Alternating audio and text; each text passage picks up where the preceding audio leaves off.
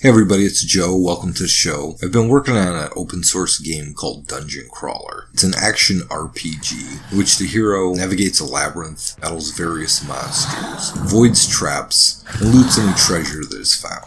Now I've added a level editor. Let's go ahead and open up the editor.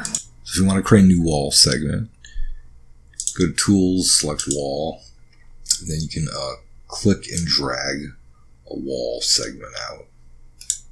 Move them, and you can resize it using the resizing handles. And pull out the properties. You gotta change the color. And change the position. You can move around the level using the arrow keys. And you can save your changes by going to the File menu and selecting Save. Then we can return right back to gameplay by turning the editor off.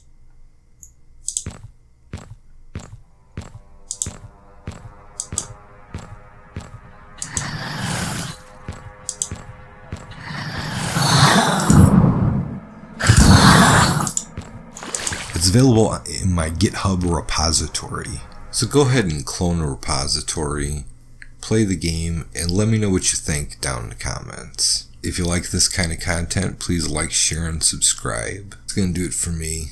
I'll see you in the next video.